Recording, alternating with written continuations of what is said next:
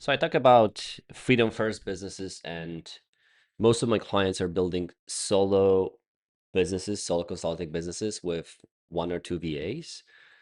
But sometimes that's not the goal, or it's just not doable for various of reasons. But I just wanted to share one of the stories of one of my clients that we've been working together for 6 months now, and he's steadily growing, and he's on the path to be at 100K per month this year, with a potential to be at 300K per month.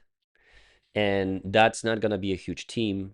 We designed his business around him running the show and being the face of the business, and uh, three, four people who are doing delivery, three who are doing delivery on the outside, so helping clients, and one person who's doing business development, sales, and delivery for his business.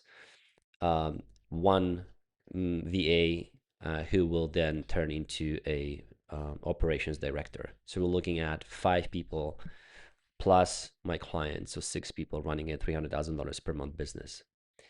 And so it's not complicated. It really hinges on the proper offer, proper structuring of delivery, productization, um, and proper pricing, right? So there's a lot to unpack, but I wanted to say where it all started and how we ended up growing his business from, $10,000 per month to 30K, then, 100K, and 300.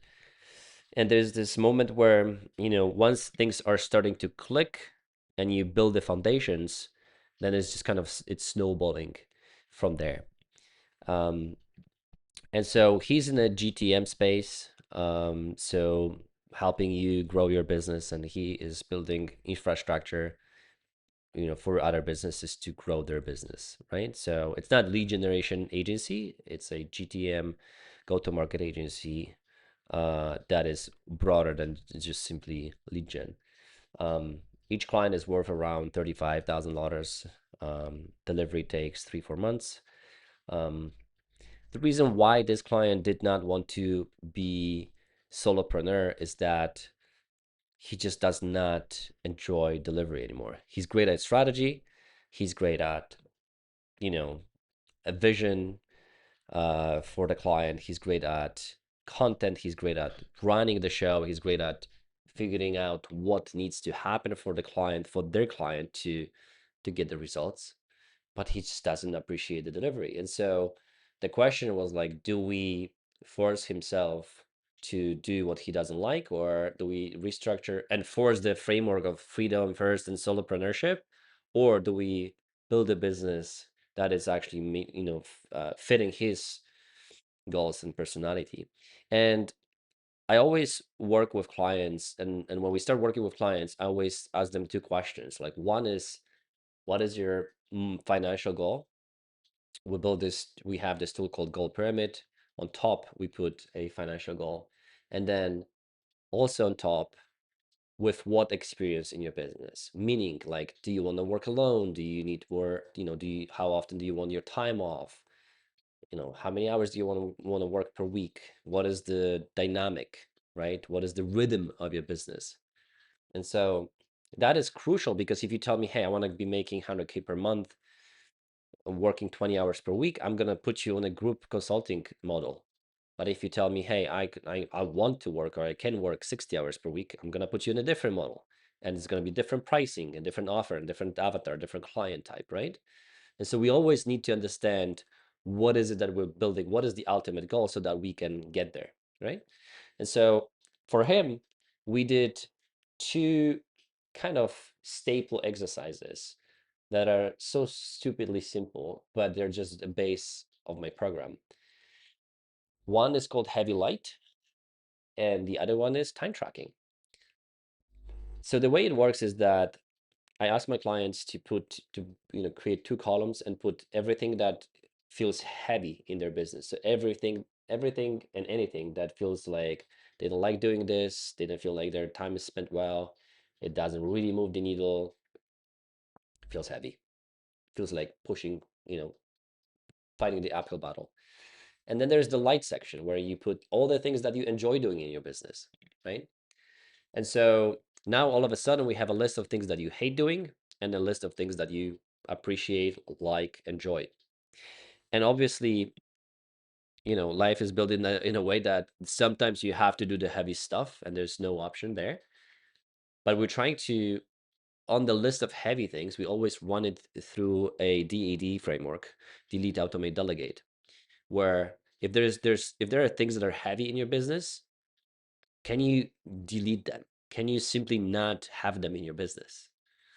And so if the answer is yes, then obviously we just cut them. Like if your business can survive, if your clients can get results without those things, then what's the point of having them, right? So we delete them. Pass number two is like, can we automate them? If we still have to have them in the business, so we cannot delete them, can we automate that stuff? And if the answer is yes, then we'll do that, right? So all of a sudden, you no longer have to do these things that you hate doing, you automate them. And the third pass is delegate. Like if you cannot delete it, so they still have to be in your business. If you cannot automate them, AI cannot use this, do this or any other automation tools. Can you, then let's delegate them, right? And so then we find typically a VA to who we can delegate that stuff. So there will be, still a few tasks on that list that you are the only person that has to do this for whatever reason. I mean, it might be just you have to sign a document because you're the signing officer in your business, stuff like that. But we try to limit that to minimum. And we always think about that DAD framework. And then we go through the light option or light kind of column of those tasks, and we'll look at the things that are actually moving the needle for the business, because the fact that you just like doing something but it's a waste of time, you know you shouldn't be doing that, probably, if you're thinking about your business in a serious way.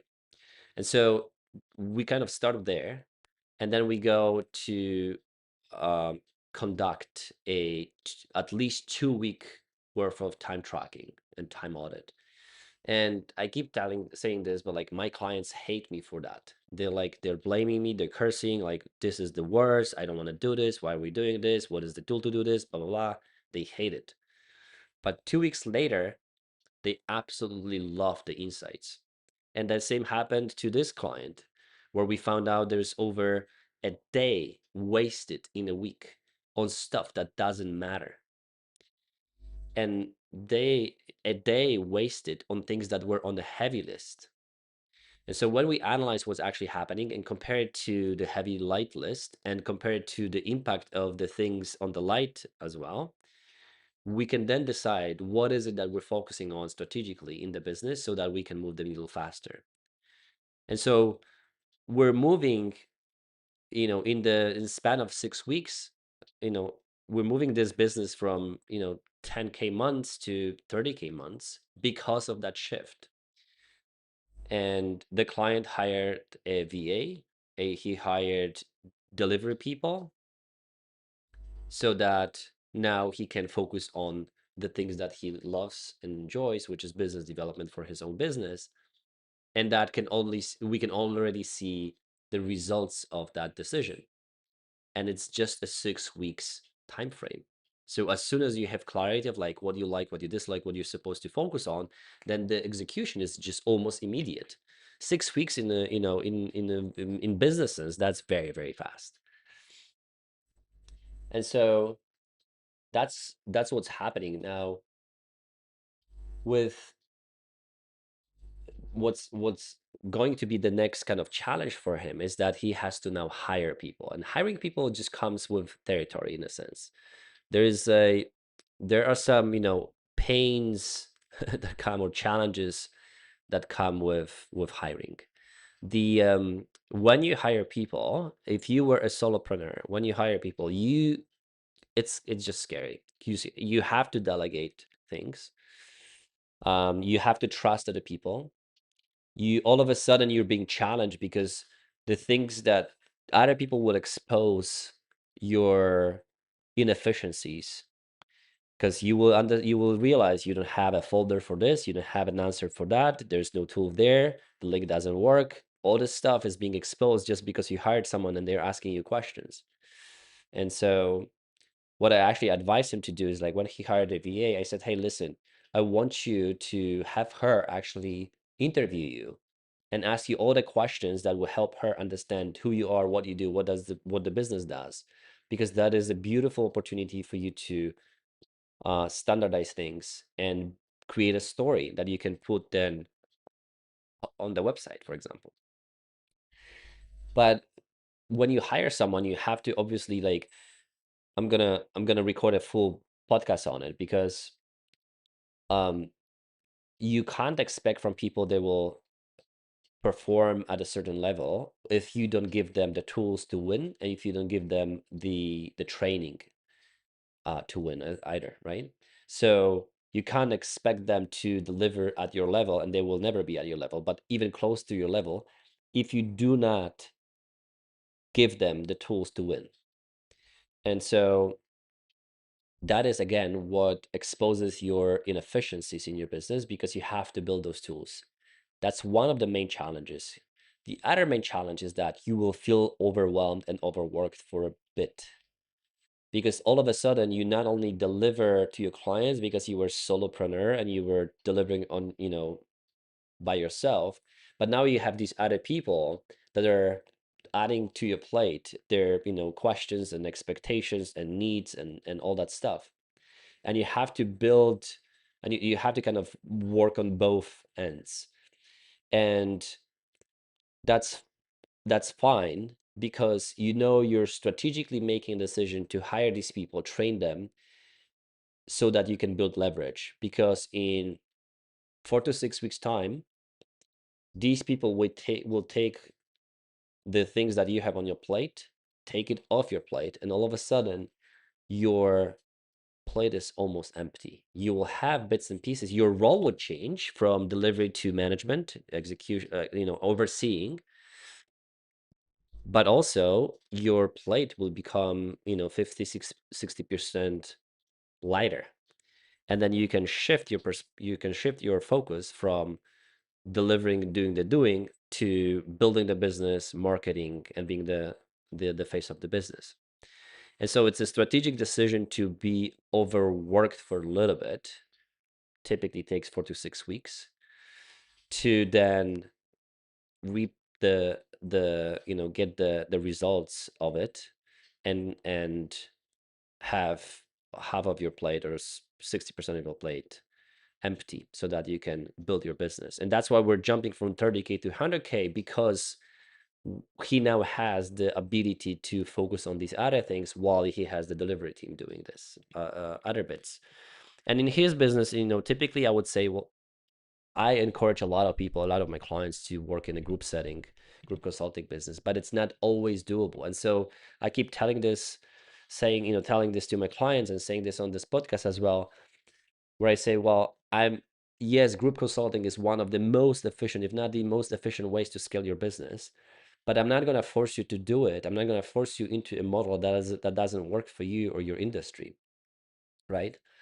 Now, with this client specifically, what we're doing, we're transitioning him. So I said 10, 30K, 100K, 300,000 per month. The reason there's a massive jump at the end from 100K per month to 300 is because we are not forgetting what is the base or the foundation of scale, which is productization. And group consulting is one of the levels of productization.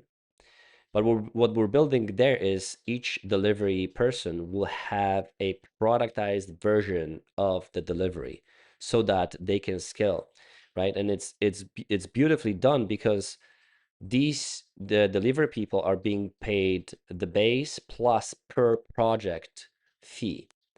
And so what it means is that the more clients they will have, the more money they make. And we actually help them make more money by productizing the delivery. So we're not saying, hey, this is a project, go deliver, and here's the money for the project. We're just saying, hey, here's a project, we're going to help you actually deliver this project faster, keeping the quality of the delivery, keeping the results for the client, so that you can actually handle more clients, so that you can actually have, make more money. That we impact more clients. Our delivery people can make more money because they can work with more clients, and my client makes more money because he works with more clients, and there's a really good margin there. And so we're not, by hiring people, we're not forgetting about the productization model. We are strategically fitting that into a progress or a scale, so that it can actually happen. And because we started with the fact that he's not interested in delivering the service, we needed to remove him from the driving seat of delivery and put him on the driving seat of the whole business.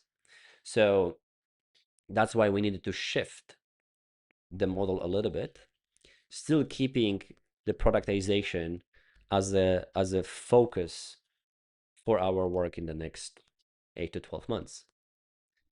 So there are hiring kind of pains when you hire people. One is that you obviously have to rediscover or rebuild yourself, and you're no longer, the delivery person. You are the manager. Um, you have to stay uncomfortable for a bit because you have to help them help you and help them win. And that's your job, by the way, as the manager, as the CEO. Is your job is to help others win. You basically work for them, so you have to help them with giving them tools and information, and making, or their work efficient. It will take 4 to 6 weeks for them to kind of integrate into your business and understand like what's going on. And for kind of, A players, it will typically takes about 3 months for them to be at their to start for them to be at their highest performance. So there's kind of like a ramp up um, time where they will come in, and then it will take you 4 to 6 weeks to onboard them, but they're still not fully integrated. They're not fully themselves. They're not fully at their fullest capacity, their fullest potential. Typically, it takes at least 3 months for A players, 3 to 6 months typically. So the 3 months is the minimum kind of cutoff. Or like I told the client today, I said, listen, you have to be patient for 3 months, so that you understand that it will take some time for them to be really fully in, comfortable in their seat. At the same time, we're not waiting 3 months, and we're not accepting the excuses from the team member if they're messing up. We're looking at the data. We're not looking at necessarily at potential. We're looking at data. We're looking at facts. We're looking at, is this person resourceful? Is this person good at communication? Is this person good at owning mistakes? Does this person have a growth mindset? If they will still make mistakes, that's completely fine. That's acceptable, and we're kind of expect them to happen. What we're not okay with the lack of skill, and then lack of appropriate approach to and the mindset to work, right? So if they show they're not communicative, if they show they don't have the growth mindset, they are not resourceful, they don't own the, they're not accountable, they don't own mistakes, then even if they have the skill, they have to go. But if they have the other things and they have a potential to acquire the skill, that's different, because you can teach the skill. Now, obviously, you have to hire people who are at least somewhat good at the skill, so you're not, teaching someone from scratch. But that's kind of the focal point of, I'm looking for people who are skilled enough and who have the right approach to work, and who can integrate well with my business in terms of, the integrity, the resourcefulness, work ethics, and stuff like that, right? So that's what kind of comes with hiring. And for this client, it's very exciting to see the growth. And in the past 6 weeks, it's been just crazy, and the potential to hit 300K per month in 2027. Hope this helps.